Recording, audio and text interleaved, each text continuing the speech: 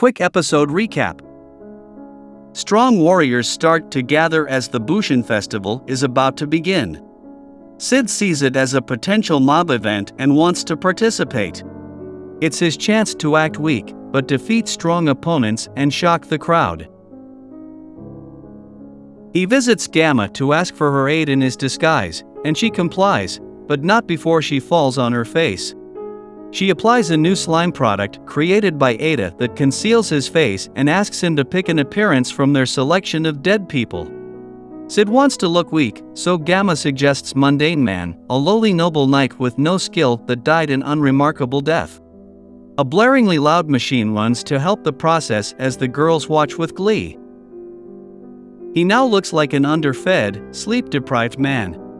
Happy with the results, Sid gets into character by adjusting his posture, voice, and gait.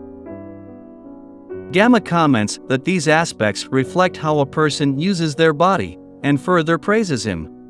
As Sid looks for matching clothes, he dwells on the fact that Gamma is all brain, with no athletic ability whatsoever. While he was walking down the street, he catches the attention of Anne Rose, a world-famous swordswoman. She calls him out for looking weak, and kindly warns him not to participate in the festival.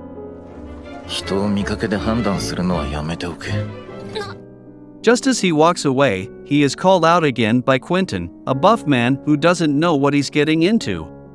Quentin immediately mocks him for being weak, and Sid takes the chance to escalate the situation. An angered Quentin starts to beat him, but Sid knows that he could have killed him at any moment if he wanted to.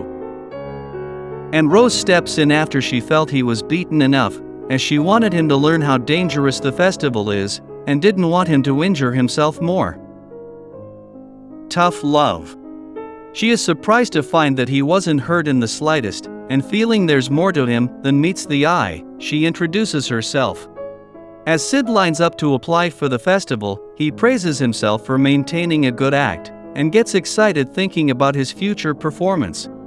In a rip-off McDonald's, Sid meets with his mob friend Skell, who wants to earn money by betting on matches during the tournament.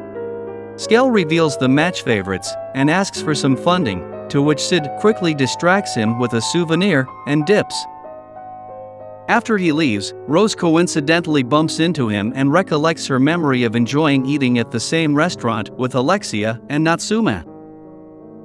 She hesitantly tells Sid her father arranged a meeting with her fiancé, Perv Asshat, but hopes Sid will still keep believing in her. As a princess from a country of art and culture, her picking up the sword sowed discontent and disappointment among her people. However, she inspires to be like the boy she saw in the past, and refused to abandon that dream. Sid cheers her on in his own way, and Rose is happier. Love will conquer all. At the preliminary rounds, Skell analyzes the fights to make smarter bets. His talks of gathering data catches the attention of Goldo Kinmeki, a man who has never lost a fight, and whom Skell recognizes. He agrees with Skell's methods, and wants to demonstrate his abilities to him.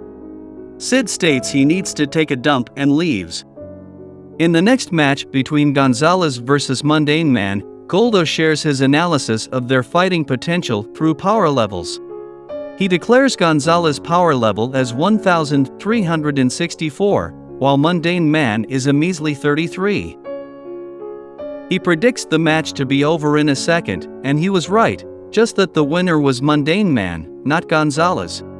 The crowd assumes Gonzalez tripped and knocked himself out, however, and Rose saw how Mudane quickly landed 2 punches to the chin. Goldo pretends everything was within his calculation, earning Skell's adoration. He also informs Skell that he would be fighting Mudane the next day, so he should know who to bet for. Sid returns at that time, and Skell begs for money again, but Sid is more interested in Anaros' expression. Early the next morning, Skell bangs on Sid's door, and he gets informed that Rose stabbed her fiancé and ran away, leaving him confused.